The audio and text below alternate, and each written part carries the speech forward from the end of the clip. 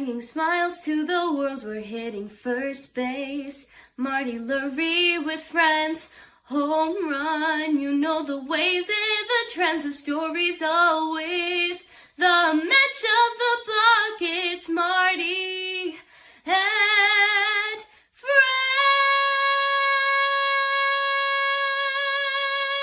Marty and friends. All right, great to have you with us on this Tuesday as we get ready to talk some baseball from spring training here in beautiful Arizona, where it's a little cooler than normal, but actually very comfortable. Marty Lurie and friends talking baseball as we're getting ready for that first game, which is coming up on Saturday. And of course, our first radio show will be Sunday morning. We are joined by Eric, of course, from Giants Sports Talk Live each night. Eric, nice to have you with us again. And one of our favorites, Maria Guardado, and she covers the Giants for MLB.com.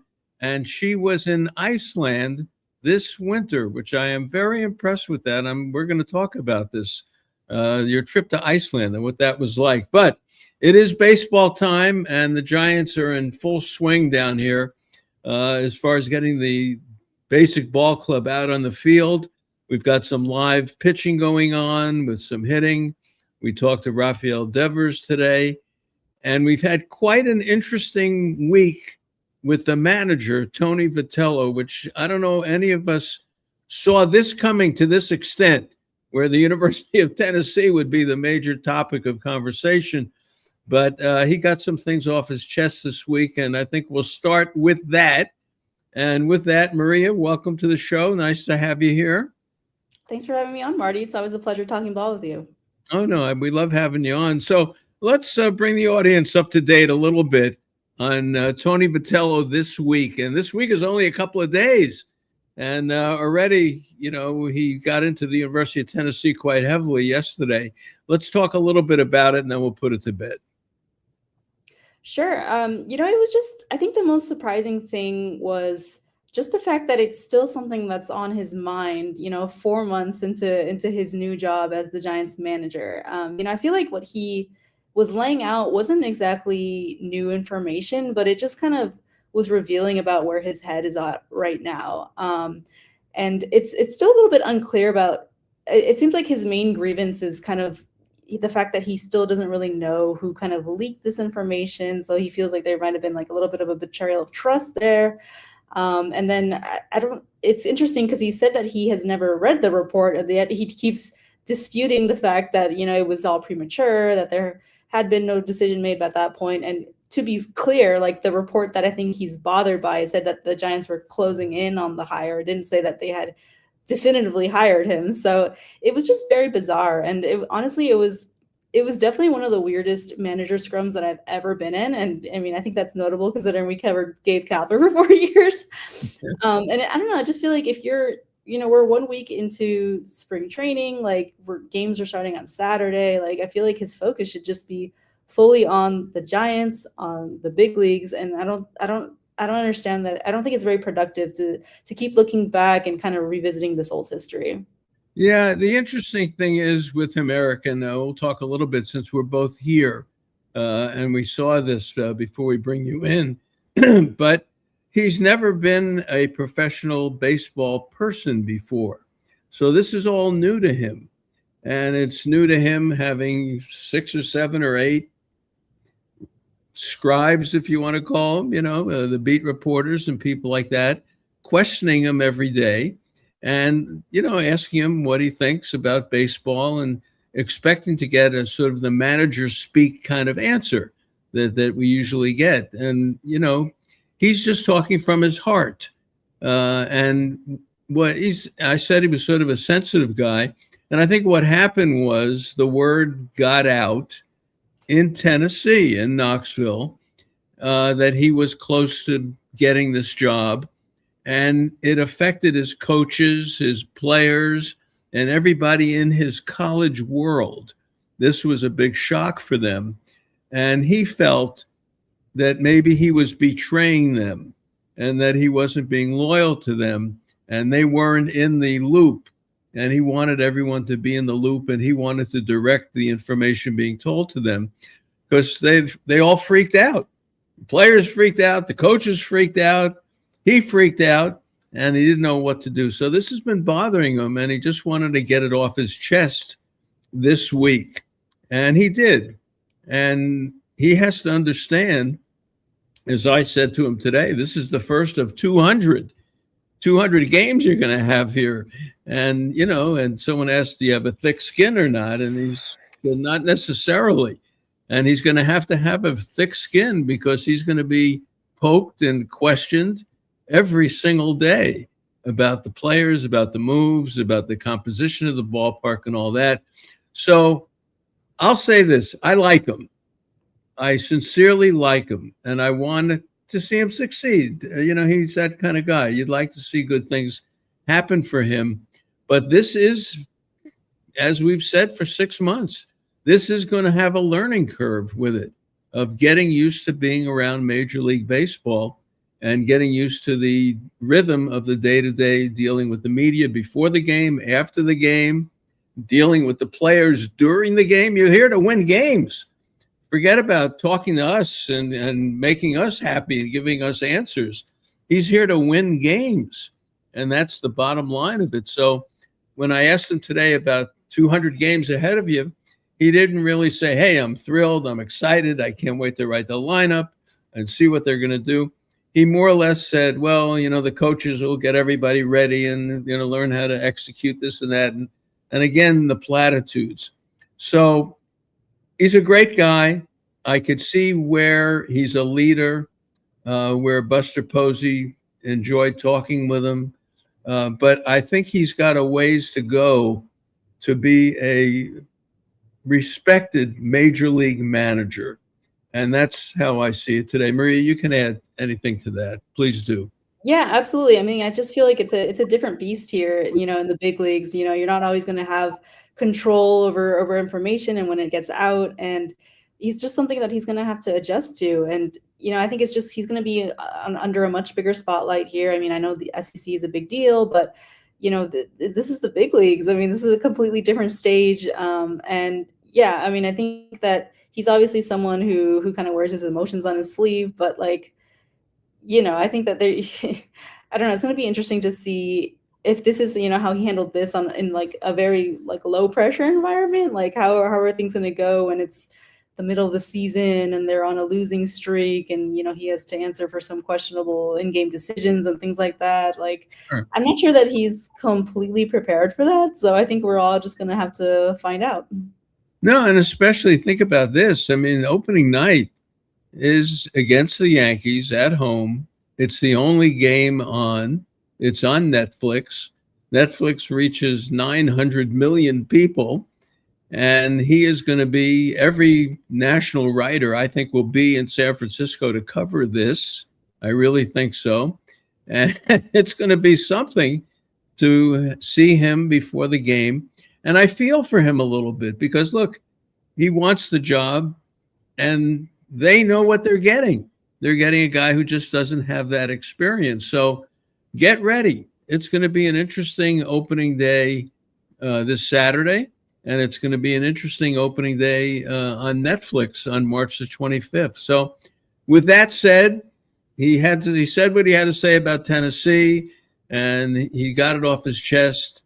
And he doesn't like rumors, I guess, and he doesn't like to be out of the loop on giving the information. But unfortunately, he can't control that. So that was part of the learning curve. But it was an interesting couple of days for us down there.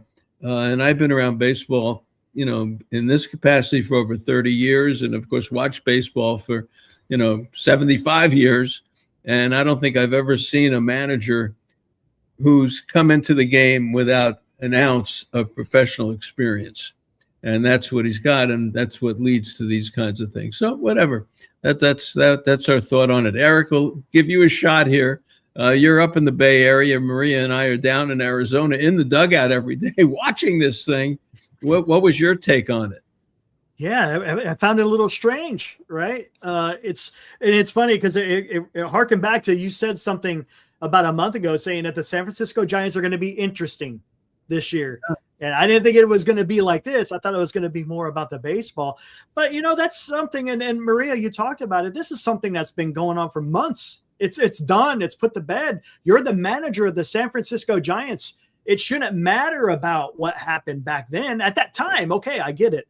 Maybe at your presser, maybe you can kind of allude to it to a certain extent, or maybe even talk to someone in confidence rather than just talking about it when cameras are rolling and phones are dictating and all that other stuff.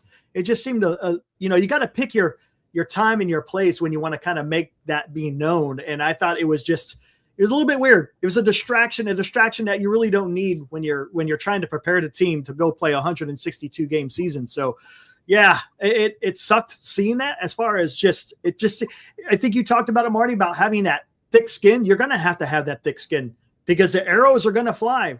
Sometimes, from your local sports writer, but you're going to see it from the national guys, and you're going to have to learn how to adapt to that.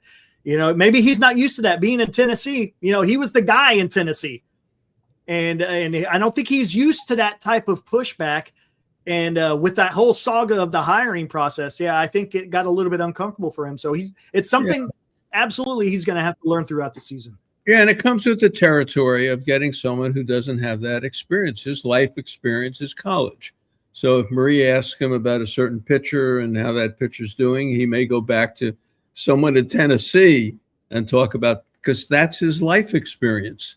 But they got him for the personality, for the aggressiveness, for the kind of guy who can be a leader of young people, I think. I don't think they got him to be the leader of Rafael Devers, but of a young team that eventually will be on this field.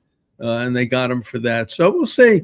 Look, they broke the mold and they brought him in, and it comes with growing pains, and this is part of it. But all in all, I will say this, the camp that I've seen so far has been a very aggressive camp. The guys are talking.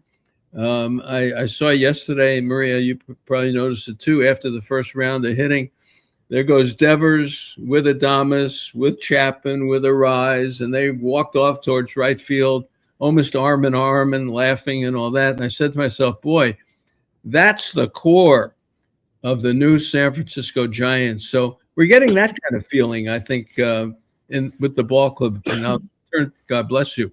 We'll turn to Maria for that.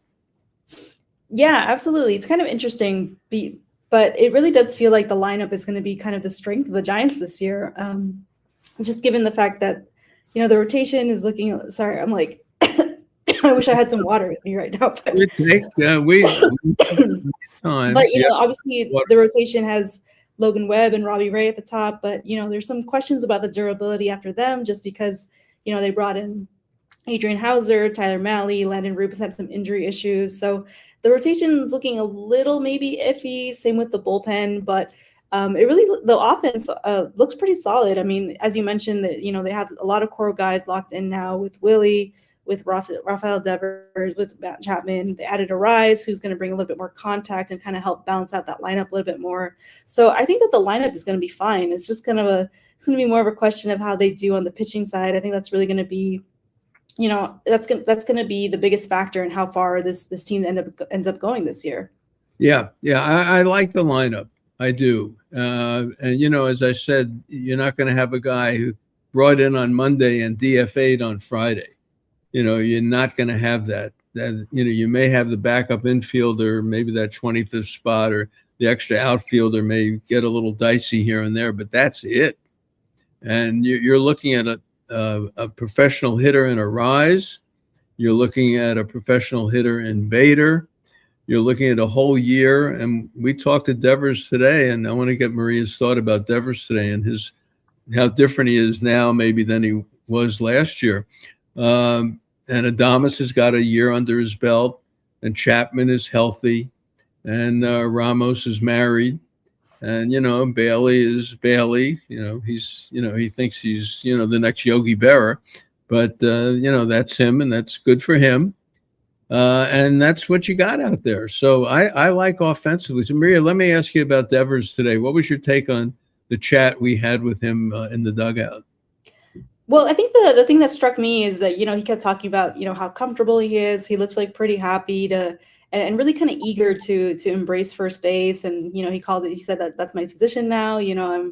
He's really looking forward to kind of settling in there. And to me, it was just kind of just such a stark contrast to what he went through last spring with the Red Sox, right? Last spring, it was kind of like all this drama about where was he going to play because they had brought in Alex Bregman and he kind of wasn't thrilled about the idea of having to move off his natural position. Obviously he eventually did move off that position and become the DH, but then, there was more drama when he wouldn't play first base over there when Tristan Casas got hurt. And that's ultimately what led him to being traded to the Giants. But, I feel like now that he's here, it's all that's in the past now. So I feel like it's going to be interesting to see what he can do with one full season in San Francisco. He's obviously one of the faces of the franchise now. He's kind of like the guy who they have signed through 2033, which is as long as any other player on the roster. So he's going to be a really big piece for this team for a long time. So it is kind of interesting to see him kind of now,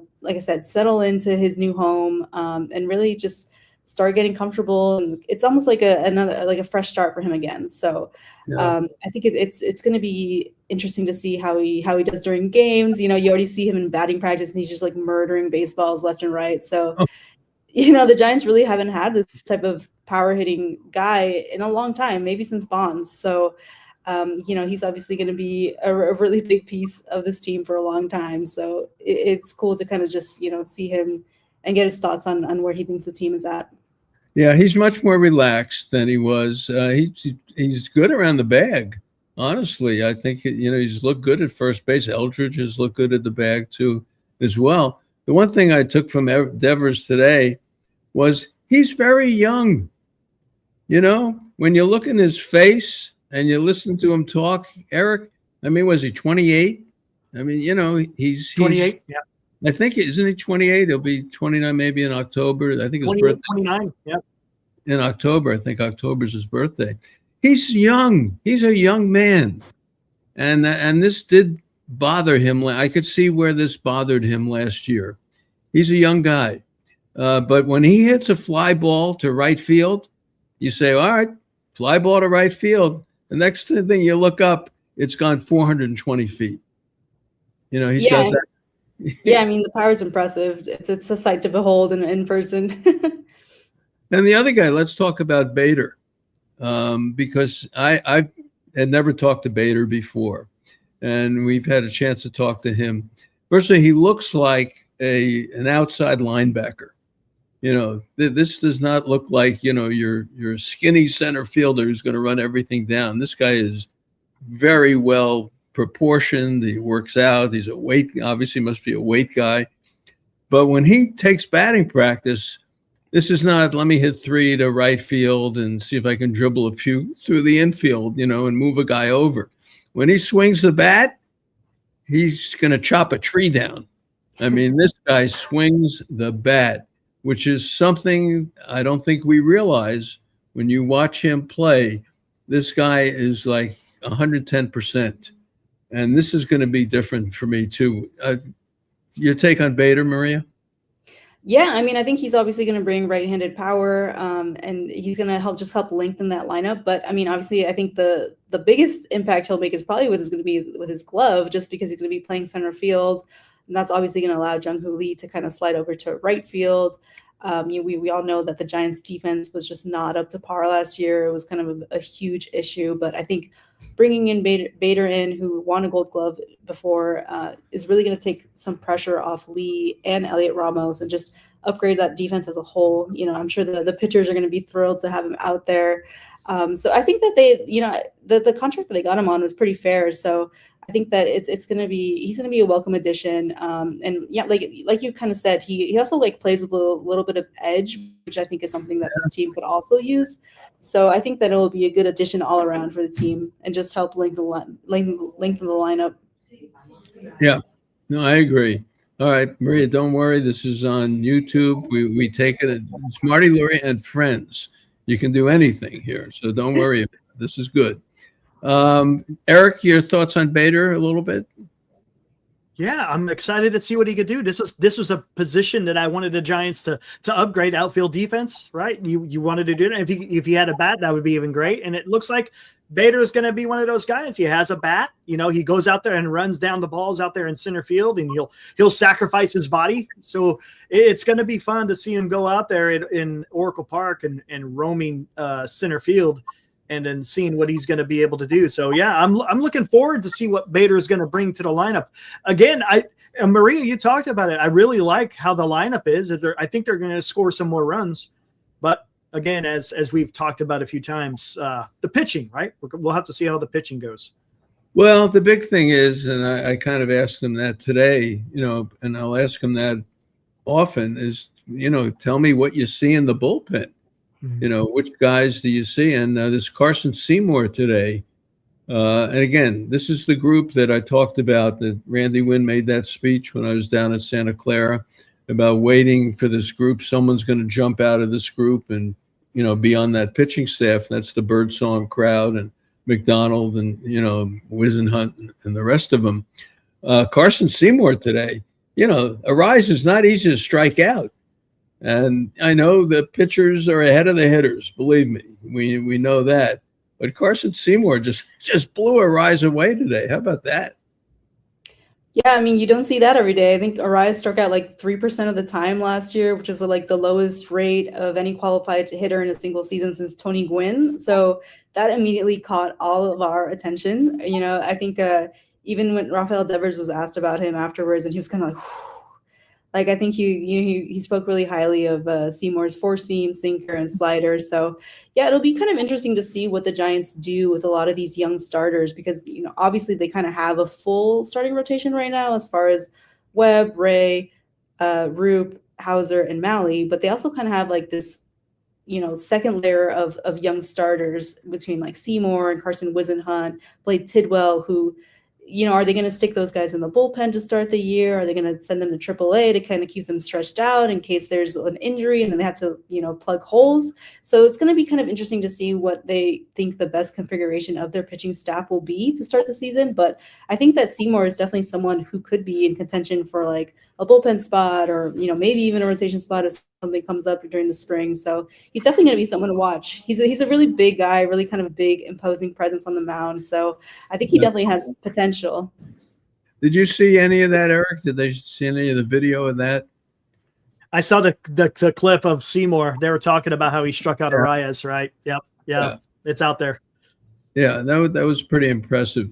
And Tidwell is the one. You know, his name is Blade, Blade. Now, of course, I did a video with him, and I called him Blake Tidwell. And I want to say this: I have so many new followers from Tennessee that, you know, and I put these little clips up there. I put the clip up of Vitello from the first day. Mm-hmm. It got 80,000 views, and then this for me, you know, this, you know, you guys, MLB, and, you know, Andy or Alex, you know, you get 100,000 views. It's not a big deal. But for me, 80,000 was a lot. The Tennessee people love these guys, and they are really following. So I call him Blake instead of Blade. You think I would have called him Hitler? You know, the comments you know, that came in afterwards. So I got to be careful with that. But let's move on to another topic, Maria, because I want to get your thoughts on this. The WBC is coming. The whole outfield is leaving. You know, Lee is going, Bader's going to Israel, and Ramos is going to Puerto Rico. And, of course, Lee is going to play for Korea. Right, yeah, for Korea. Correct. And that leaves the rest of the guys here. So let's talk about the guys who are left here, because we're going to see a lot of them for about 10 days there. Yeah, absolutely. You know, it should open up a lot of opportunities for guys like Drew Gilbert, Gerard Encarnacion, Luis Matos, Jared Oliva, even the new guy they just signed, Will Brennan. So it'll be really interesting because, like I said, I mean, those three guys that are leaving, I mean, they basically are going to be expected to hold down those starting spots in the outfield. But there is still either one or two backup outfield roles kind of up for grabs right now. So it is going to be kind of one of the more interesting position battles to follow during the spring, especially when it comes to guys like Matos and Encarnacion, since both of them are out of options. I think as it stands right now, I would kind of expect Encarnacion to probably be on the roster just because he is kind of an intriguing bat. Obviously he was injured for most of last season, so we didn't really get to see him kind of at his full potential. But I think he's someone who could also kind of be a good, bring some right-handed power, possibly start against lefties. He also plays some first base, so there's kind of some positional flexibility there. Matos, on the other hand, I think is in a little bit of a tougher spot just because, as of right now, I don't really see kind of an easy path to him, for him onto the roster. So I think that there's a chance that he could be kind of like in his final spring training with the organization if he isn't able to kind of come out and compete and win one of those spots. So the stakes are definitely high for him. And then you have someone like Gilbert, obviously, who is a favorite of Tony Vitello's. He's kind of said repeatedly that he was one of his favorite players he ever coached at Tennessee. We saw the energy last year, but I don't feel like he's shown quite enough with the bat at the big league level. He obviously could run. He can run down those balls in the outfield, but I think he still kind of needs to show that he can handle big league pitching in order to kind of secure a place in that outfield mix. So those guys will all kind of have an opportunity to start putting their best foot forward once games begin. And they'll be important at bats for them. So they're definitely going to be, one of the more interesting storylines to follow once games begin. Yeah, this Will Brennan is here now, and they got him from Cleveland. He was hurt last year. And talking to some of the people, from the team that hang around the dugout, they like him. Left-handed hitter. He can run a little bit. He can play the corner positions. He's got good minor league numbers. And I think they're going to give Drew Gilbert a real run for his money on this. The big thing are people that have options. That's the big deal when you get to the end of it. That's where Eldridge comes in as well. But, yeah, this outfield thing, we'll see a lot of Bo Davidson. And then we have a little interview that I did. It's only 3-4 minutes I did with Bo Davidson this morning. I can't wait to see him play and the rest of them. So the outfield, we're going to get a good look at the outfield during the WBC stuff. We're going to do that.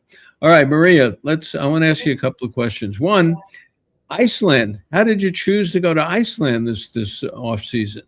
To be honest, it had kind of been on my list of places I wanted to go for a while, just because I feel like there's been kind of a big surge in tourism there. So I feel like it's one of those Instagram destinations, where there's always like all these photos of all the landscapes and how beautiful it is. But I also really wanted to see the Northern Lights.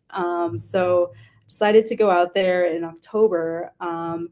And it was beautiful. It really kind of exceeded all of my expectations.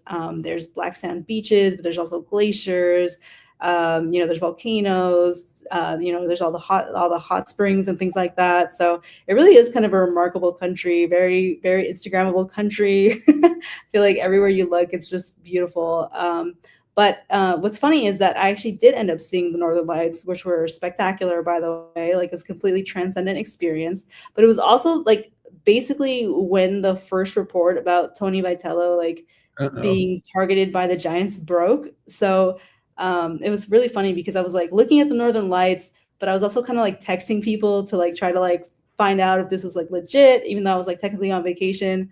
So I even told him this: I will forever associate Tony Vitello with the Northern Lights. Wow. Tell me what the Northern Lights look like. I mean, they're beautiful. They're just, it's kind of what you expect. I mean, it's kind of like dancing lights in the sky, you have to get like really lucky to see them because they're obviously a natural phenomenon. So you kind of have to have clear skies. You have to have solar activity. You kind of have to be away from like a lot of light pollution. So it kind of helps to be like in the middle of nowhere. But luckily for me, all those circumstances lined up, and it was beautiful. I mean, you can see the greens, the purples, it's just like, it's really remarkable. It was crazy. It was insane.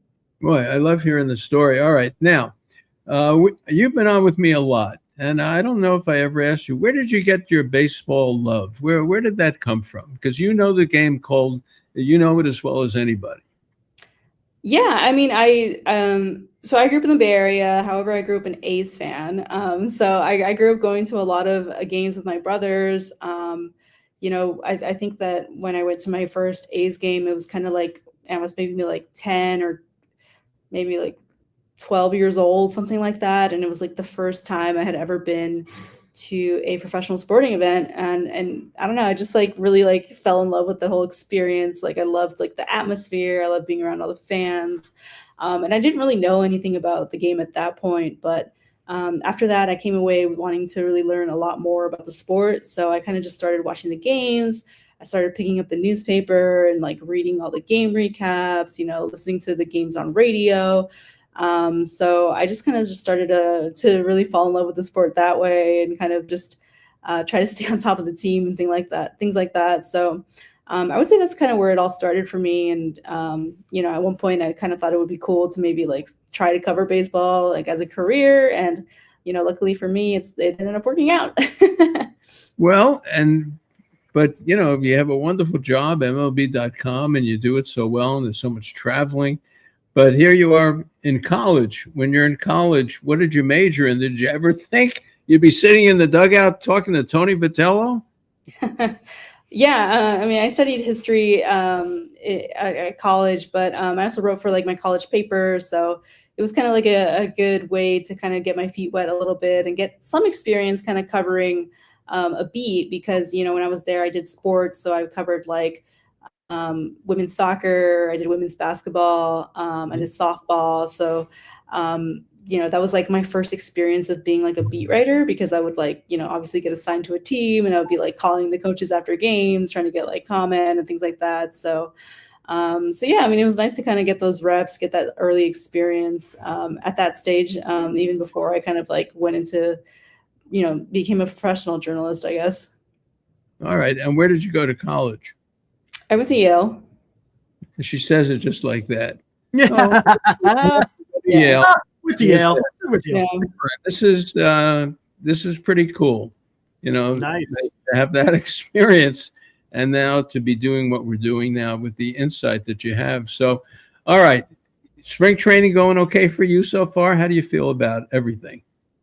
Yeah, I feel like it always takes a little bit of adjusting once you get to Arizona. It's very dry here, but it is kind of nice to just, be able to soak up the sun a little bit and start getting to know all the new faces in the clubhouse and just kind of settle back into the groove of the baseball season. Although it is interesting because, during the regular season, obviously it's, everything's, they mostly play night games. So, you're kind of showing up to the ballpark at like, 3:00 for like a 7:00 start. But during spring training, it's like the complete opposite, because everything's in the morning. So like, the clubhouse is at like 7:30 a.m., things like that. So it is kind of an adjustment to get used to all the early wake up calls and things like that. But no, it's cool being here, obviously. And, it's always, you never know what you're going to get every year. So it's always something different every day.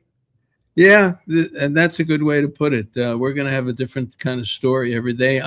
I'm looking forward to it. I really am. And it's a better offense. We'll talk when Maria is back on again with us. So we'll talk a little bit more about the starting pitching. But the bullpen is the one area that they don't really have the hands on yet. And that's the one that's really almost the most important one to deal with in baseball. So we'll catch up with that some more. But thank you so much for coming on. It's always great. I love having you at the ballpark, and this is a good way to do it. So thank you for coming on, and I'll see you tomorrow. Of course. See you, Marty. Good night. All right. Thanks, Maria. There. All right. That is Maria Guardado of MLB.com. How about that? And That where'd you go to college? Yale. Yale. Unbelievable. How about that? Yeah. That's pretty cool. She knows her stuff. Yeah, She knows her absolutely. stuff. Yeah. Yeah. So that was fun having her on. All right. Hey, let's take a break. Sure. And we'll come back. I want to play Bo Davidson. Yes. Because we're going to see a lot of him, and it got a lot of good feedback when I put it out on Twitter today. So let's take a break. We'll catch up with a couple of our sponsors that we're still updating. Raph and I have a lot of work to do this weekend to update a few of these things. But Nations is opening up in Elk Grove. Someone Yeah, tweeted, that's right down the road for me. Yeah, someone tweeted that to me. And of course, they're in San Francisco now at Fisherman's Wharf. Georgie Brothers, they're going to get a new spot to me, talking about the stressless furniture, which I love. And then I've heard from Gene Bagato up at Bodega Bay at the Tides Wharf restaurant. We'll talk about that. So let's take a short break and we'll come back and talk a little bit more about Bo Davidson. This is 23 years old. And where do you hear his answers about hitting? This is what you like to hear about hitting. All right, so we'll come back right after this.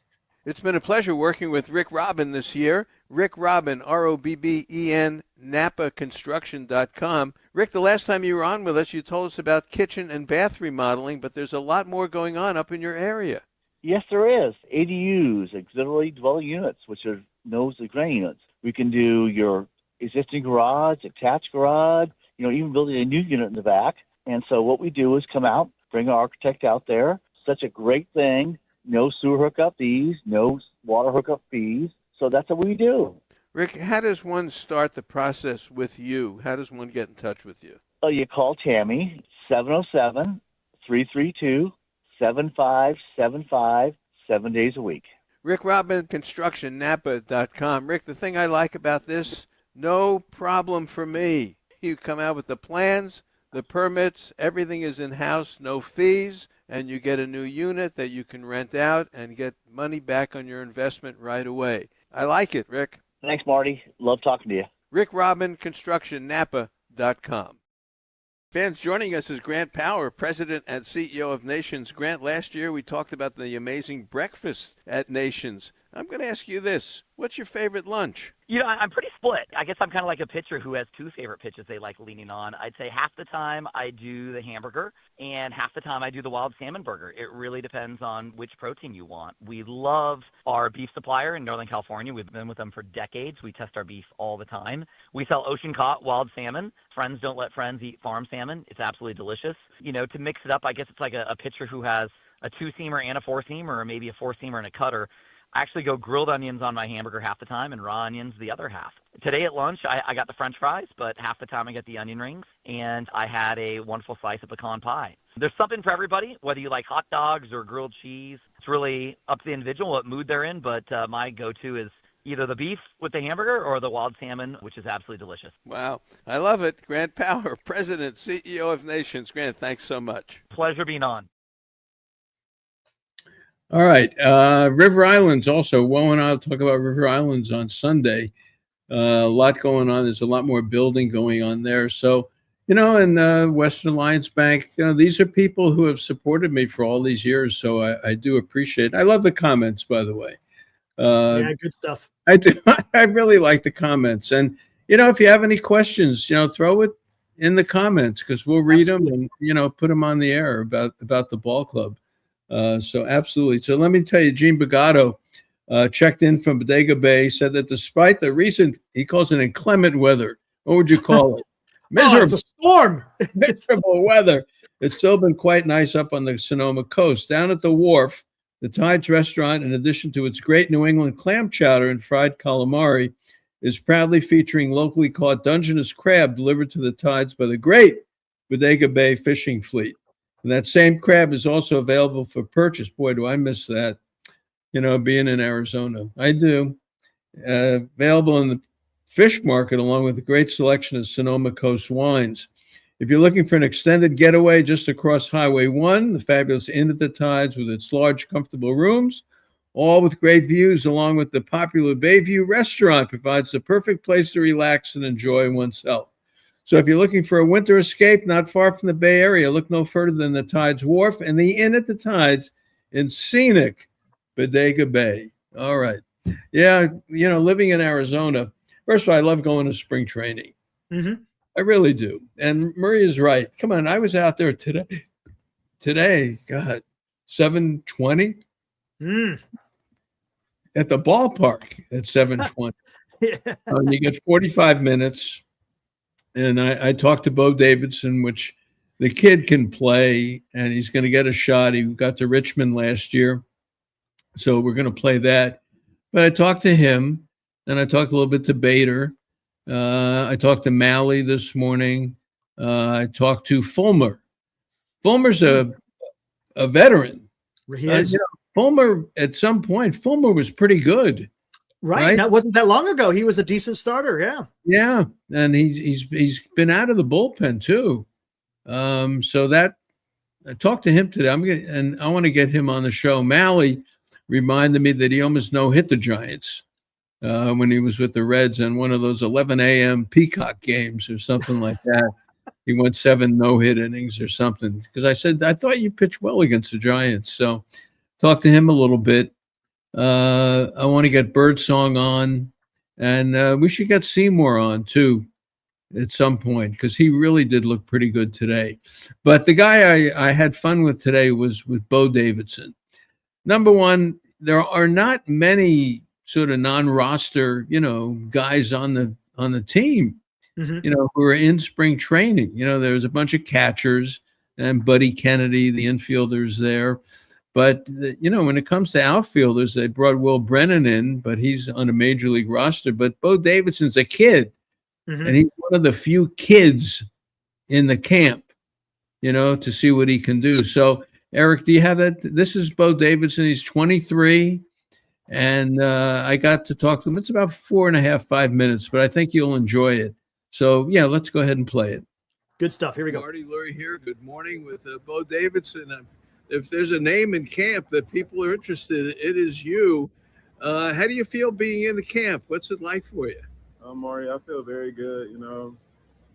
It's a blessing being over here with some older guys and some vets around the game that have been around the game a long time. So it's truly a blessing. Who you been talking to? What veterans sort of take you under the wing and talk to you? I've encountered a lot with the outfielders like Bader, Ramos, Jung Ho, just because we're outfielders. So pretty much the outfield crew, not too much on the infielders, along Drew Gilbert, also playing with him in the fall league. So it's been very good communication amongst rookies. Yeah. Hey, you learn a lot from these guys, so it's good. Bo Davidson with us. All right, as I said, your name has come up a lot. The manager has mentioned your name. He said you're like a Tennessee defensive back. If you make a mistake, it doesn't matter. You're out there for the next play and you'll hit a home run. Is that the way you look at baseball? Do you try to forget about whatever just happened and think about the next at bat? I do. You got to have short-term memory out here when you're playing. I know if I mess up on offense, it's like my mindset, I'm going to make a crazy play on defense. Or if I mess up on defense, I'm going to make a crazy play on offense. So it's just vice versa. Let's talk about defensively. Where do you like to play? Anywhere where I'm in the lineup. Okay, but mainly the outfield? Yeah, mainly the outfield. In the outfield, it don't really matter. Lately, I've been in center, so I guess center field. All right. Well, the bat's going to get you to the big leagues. You know that. Yeah. So let's talk about last year, getting to Richmond in part of the year. What was it like? What is your offense like? How do you feel about it? I feel very strong and confident about it. I always knew since I've been little I can hit a ball, so that's the least of my worries, honestly. It's just more about seeing different pitches, seeing the spin rate and stuff like that. Once hitting though, I don't really worry about that. Are you a power hitter? Nah, I just bat to ball. I got power. It shows some days, and some days it shows where I'm just hitting consistent hitting. So I say jack of all trades. Okay. All right. What's the best part of being a professional baseball player? Playing the kids' game that you grew when you were younger. You're out there when you're young, you're just I want to be a big leaguer. And then now you're here, and it's you're just playing the kids' game, a dream. You don't want to really wake up. All right. Tell me a little bit about your history. How did you got drafted by the Giants? What life was like? Were you surprised? What happened? Actually, I was an undrafted, so how about that? Coming from the mall, yeah, going back home after the draft, and he's a top 100. I had a few teams that say they were going draft me or whatever. Nothing happened, so I would have had to go back to school. It just so happened I was grabbing lunch, and the Giants called me to say that we had an undrafted free agent spot for you. Wow! And where were you at school at that time? Cotwell Community College. Well, is that in Atlanta? North Carolina. In North Carolina, yeah. Okay. But you grew up in Atlanta, right? Charlotte, North Carolina. All right. I'm in the same hemisphere. Let's put it that way. I'm on Earth. Who did you root for as a kid? Who were some of your heroes? I say team-wise, the Braves, because in Charlotte, that's just the closest big league team we had to us. And as far as players, if I'm being honest, I didn't really hone in on one player because I just wanted to be like great myself. I want to be that player like you're talking about. So like I look at myself as a great, and I take pieces from games, but not too much hone in on one player. All right. Well, you're in the top 100. How do you feel about that? It's a blessing. I don't really look too much into it because like I'm not that type of guy. I do it for a different reason, not just for like numbers and rankings. So like that don't really phase me. All right, but it's kind of a compliment to be put in. Of all the players in the minor leagues, you're in the top 100. That's pretty cool for an undrafted guy, isn't it? Yeah, it is pretty cool to hear it. It's just like it's not too much excitement behind it because that's not the end goal, So, All right. Well, spring training. What do you want to get done in spring training? just up the game, up my strengths, focus on my weaknesses mainly, but like keep the strengths and just show them what I can do and hopefully break camp with the team. All right, I love it, Bo Davidson. You got a good baseball name. I want to tell you that. Pleasure to have you on. Thank you. Thank you, Marty. All right. How about that? Good That was kid, good. right? That was good. Yeah, 23. That was good. Yeah, and he just wants a hit. He wants to hit. He can play defense. He's a center fielder, so he can play. Mhm. But he wants a hit, and nothing seems to phase him. And I should do a better job before I do some of these interviews, because I don't have the media guide yet. It's not out. I won't have the stuff until this weekend, so I really should, look up a little bit more. But hey, I was on the same planet, that he. He's not Atlanta, but he's Charlotte. But You were in the South. You're in the South. hey, but as I said, not many kids are in this camp. No. From that side, from the hitting side, not many. Right. So they like him. So we'll see a lot of him for 2 weeks. Right. While the other guys are out there in WBC. Yeah, this Will Brennan, people should get familiar with him. Because he's going to give Drew Gilbert a run for his money. He's got an option, so they can option him out. Gilbert obviously has options too. But Brennan is going to give Gilbert a run for his money. Interesting. The other one is Encarnacion, and Maria said it, and I agree. You can't give up on him. Okay. He's just got that power. Right. And that's funny because I thought maybe Matos might be a little bit ahead of Encarnacion for the simple fact he's younger and the defense. I guess his defense really isn't there. I don't. Yeah, it looks like it may be the end of the Matos era, if you want to call it that, with being with San Francisco. He's going to have to show something in spring training. He really is, because he's not going to make this team just for the heck of it. But he is still young, and he has had moments. It's tough to give him up, but he's on the bubble, I would say.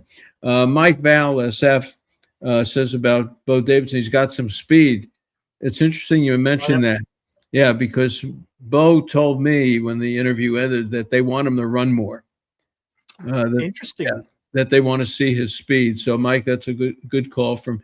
You got one look at him last year. Where was that, Mike? Where did you get to see him? I assume. I don't know. Maybe when he was in San Jose, because he would have been in San Jose. He had to have. I don't know if he was there last year. He would have been. I don't know. You'd have to look it up. Was he in Eugene, San Jose? I know he was in Eugene, but I think he moved from San Jose to Eugene fairly quick. If I'm not mistaken. Did he? Okay. Yeah. All right. Well, I'm looking forward to seeing him play. Yeah, it'd be fun, right? And the other guy, right? That Parks Harbor, he's another guy. He's not really young because he's he's young as far as in the minor leagues, but he's a little bit older. But yeah, I haven't seen any news on him. Again, it's early. The whole camp didn't report until this last Tell weekend. me more about Parks Harbor, because he's two stalls down, so to speak, two chairs down from Bo Davidson in that corner. But they talk about him. What's his story? From what I heard, he's got a heck of a bat and he's pretty decent with the glove. I think he's an infielder, if I'm not mistaken. So we'll see how he does. I know he's doing pretty good up there in. Yeah, Tony mentioned him. Tony mentioned him that I guess they played against him in college, and he used to kill Tennessee.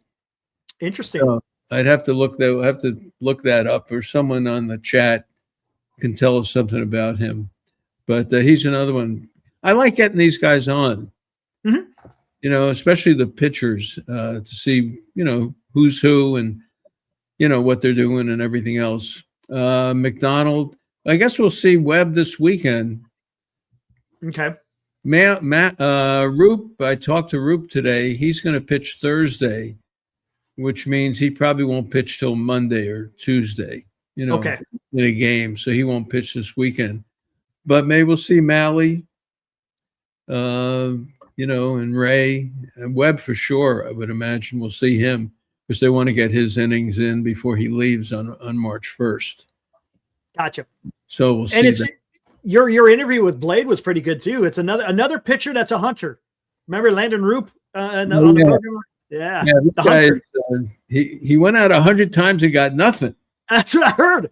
Oh, that's tough. I didn't want to say to him, "What's your technique here? Do you blow a horn? When you got a duck horn or something to let the deer know you're coming?" I mean, come on. I heard that too. I was like, "Wow, that's rough. That's a tough 0-4." Yeah, come on. He went 100 times with a bow and a gun. Yeah. But he's got a shot. I was hoping to see him at the end of the year last year. Unfortunately, his shoulder started flaring up. And when I did the interview with him, it got over 30,000 views. Yeah, and that's just this little 4 or 5. I like doing these 4 or 5 minute interviews, in the morning.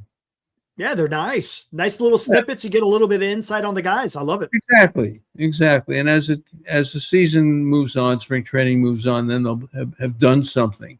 So we'll see. I talked to Ryan Walker today too. We'll see. They're going to. Will Bednar. That was another great little video that you did as well. Yeah, the Will Bednar, and I think he pitched. He did live pitching. I think yesterday. Did he? How'd he do? Probably okay. It's because the pitchers are way ahead of the hitters. Yeah, they are. That's true. Good point. And as Tony says, they just want to see him throw strikes anyway. That's the main thing. And I think he did. He looked okay. Crawford. Will Bennett or Crawford play? I don't know what Crawford. I don't think you're talking Reggie. Reggie's out. Yeah, because he's out for a while. Yeah, he had shoulder surgery. So he had surgery. So that's what we got. So all right, some baseball news. Zach Gallen back with Arizona, and he didn't take the $22 million when they offered it, and he ended up getting 8 now, and 14 deferred starting in 2031. So in a 1-year deal, a deferment on a 1-year deal. He got hurt. The biggest news of the morning was the Tony Clark news of the association resigning, and there's some scandal, money may be misappropriated, nepotism giving a sister-in-law a job. So that's not good news. Nope. Good news because the guy who would succeed him is a hardliner. Which, look, the owners want to take it out on the players, and you can't do that. The salary cap doesn't help. No. It doesn't help at all. And so we'll see.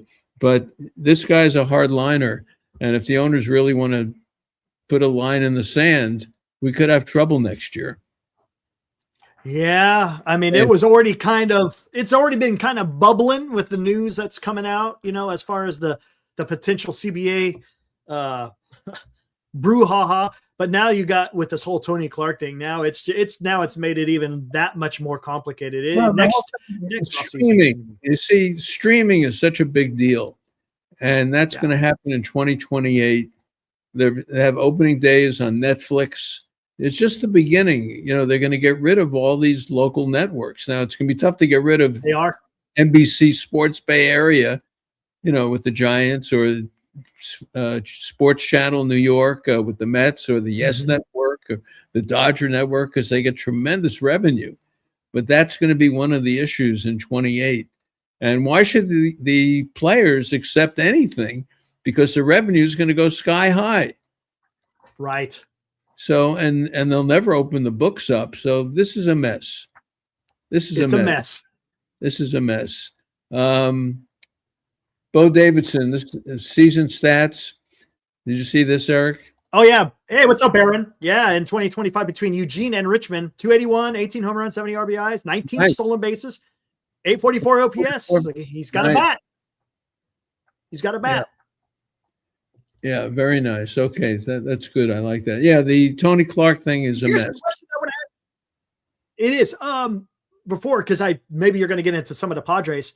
As far as the spring training, do you notice, is there a different approach with hitting going on with it? I know they've only been there for a few days, but are they taking a different approach when they're in the cage? Not really. I mean, Adames, I've seen him go the other way, but he likes to hit the right center. No, I think right now pitchers are so far ahead of the hitters that the hitters are just trying to get their timing down. That's what's going on now. No, I haven't seen that at all. Herman Marquez, who the Giants crush, is now a Padre. Was that Griffin Canning, the right-hander? He's now a Padre too.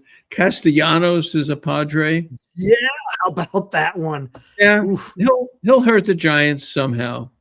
He'll bloop one in. He'll do something. Something will happen with him. They signed Walker Buehler too to a minor league deal. See, now I like Walker Buehler. I like Walker Buehler. I wish the Giants would have gotten involved with Walker Buehler. I would have liked to have seen that. You know, Giolito. Minor league deal. There's no room. No, there's no room. You know, they have their team set. You know, their team is set, at least for the players who are here. Arizona, the starting rotation: Merrill Kelly, Brandon Pfaadt, Gallen, Eduardo Rodriguez, Burns in August, Soroka being the bullpen, and that Ryan Nelson, who gives the Giants all sorts of trouble. Wow, right. So that's the Arizona. Arizona's got a lot of bullpen guys too. Arizona probably is, I think, maybe a little more dangerous than San Diego. Maybe. So it's hard to say. But Rhys Hoskins is still out there. Scherzer. That's right. Scherzer's still out there. Boy, and I have to ask Tony Vitello about Scherzer. Maybe you can't ask him on the record because he can't comment. But that's one of his guys, right, from Missouri. Yeah. You know, wouldn't you like? Yeah. I don't know. No. Maybe after the All-Star break. Look, a whole season, I don't think he'd be able to withstand, right? If you get him, maybe if he's still out there after the All-Star break, somewhere around that time, and you don't have to throw as many innings, maybe he'll be a force. It's possible. I just don't think, seeing him go out there, even getting 25 starts. I mean, I don't know if that's realistic. No, and plus Verlander was stronger. He was. Scherzer. Verlander, when he hit July, Verlander was tough. He could throw hard. It was a little bit of command issues, but Scherzer doesn't have the arm that Verlander had. Because if he did, I think they would have picked up Scherzer. Yep. Yeah, I think they would have gone for that. This Will Brennan, I made a note of him. I said, watch him, because they did go out to, they did go out to get him. And he's on the 40 man. Yeah, it puts pressure on Drew Gilbert. Yeah. Drew Gilbert has one of those springs where, he's, 3 for 27.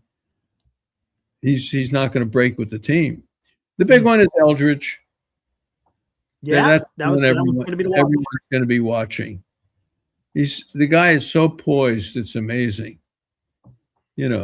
As I said, Kyle Harrison, when he talked, he was sort of programmed. He sounded like a 30-year-old. He sounded like AI.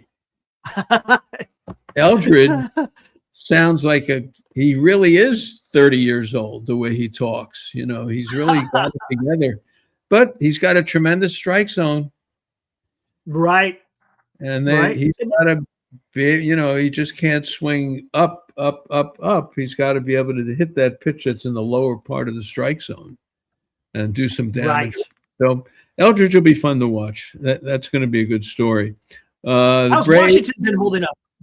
Wash, okay. Yeah. He's out there. Woe is out there with him, helping him now. Tingler is, as I said, a wild guy. Tingler is running most of the drills, and he's chatter. And I imagine he will be tied at the hip with Tony Vitello. Got it. To help Tony. Tony's going to need help. Right. Everyone's got to be very patient with Tony Vitello.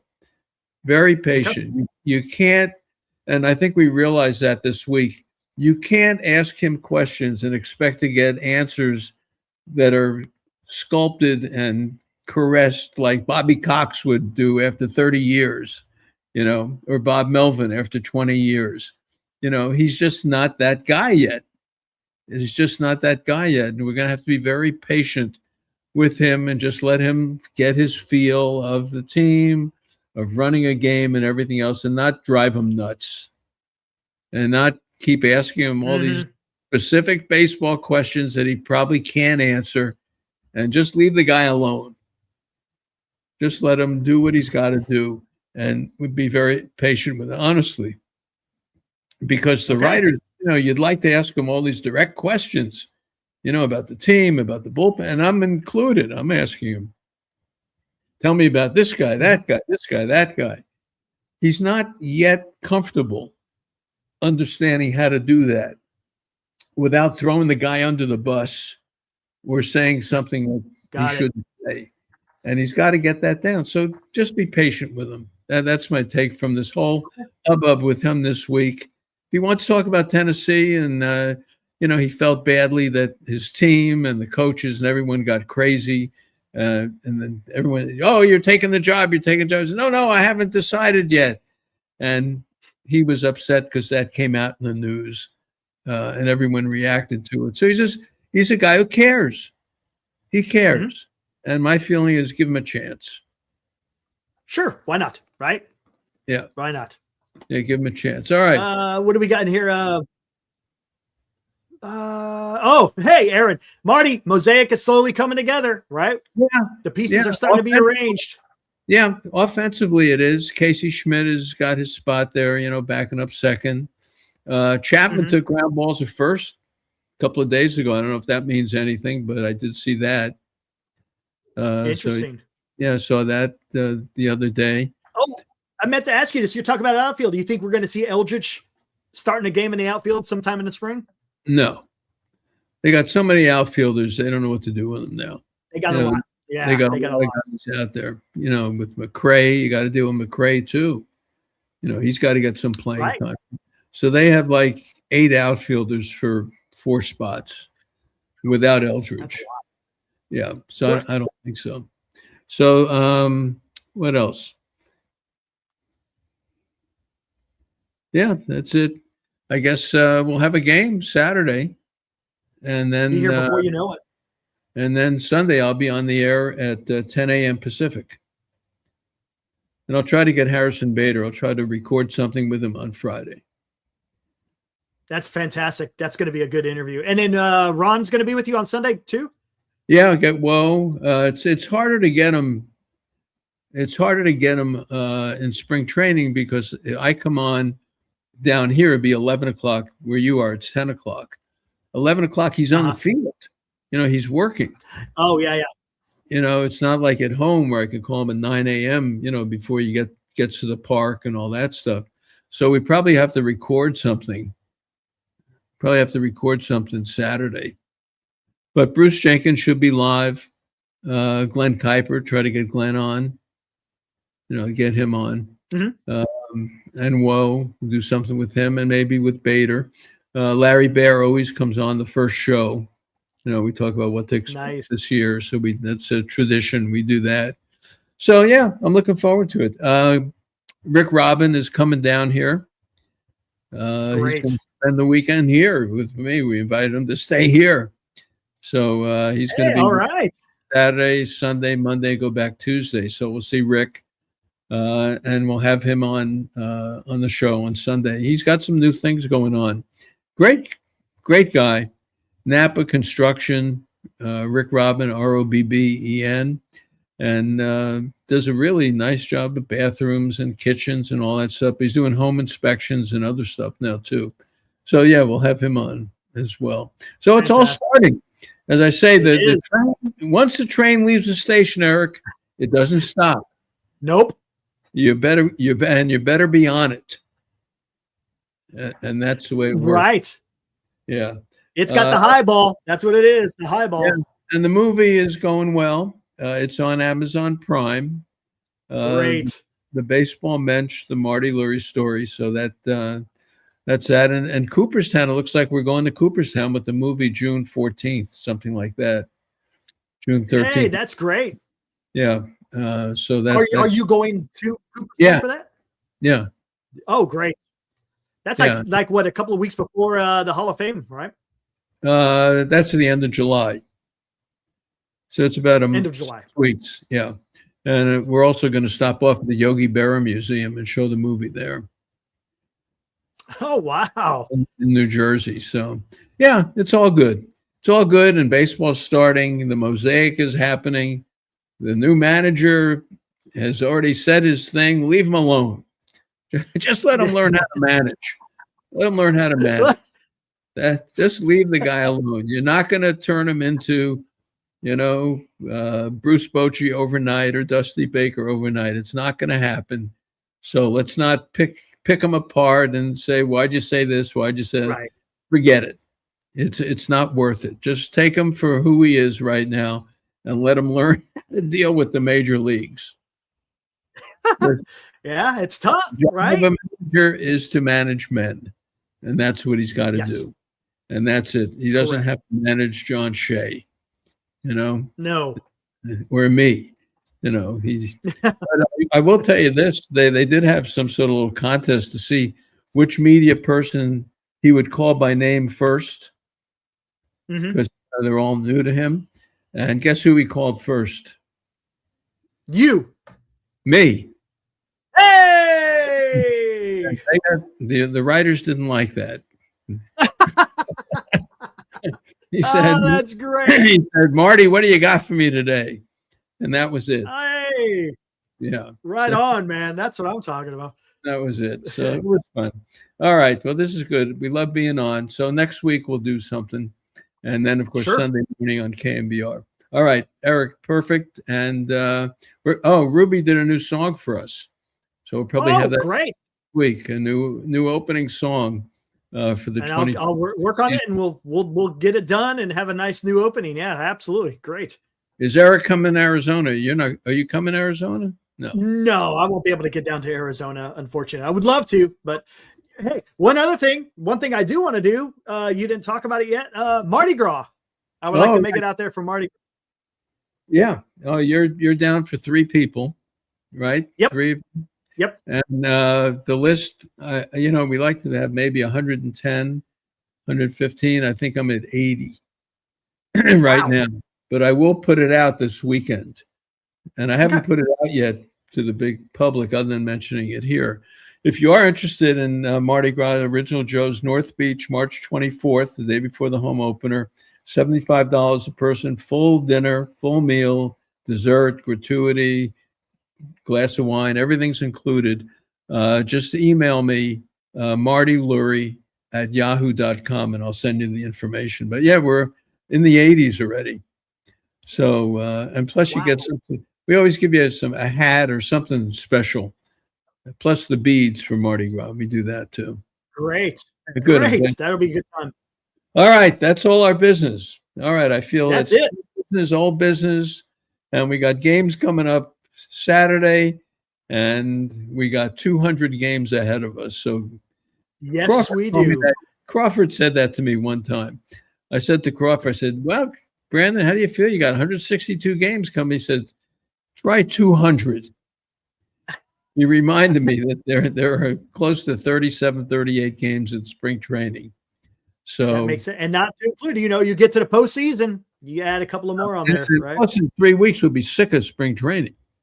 Yeah, We'll be sick of spring training. Trust me. In 3 weeks, we'll be sick of it. And now you can't wait for it. 3 weeks, it'll be, you can't get rid of it. So, but That's true. yeah, we'll do something next week. All right. Thanks for being Sounds with great. us. Like and subscribe. Isn't that the deal? That's correct. Like and subscribe. Make sure that notification bell is hit so you know every time we go live. All right. Have a good time, everyone. Be well. Take care. Thank you Thanks, Eric. kindly. Enjoy the next week. We've got a whole bunch of baseball to speak on here at Marty and Forever.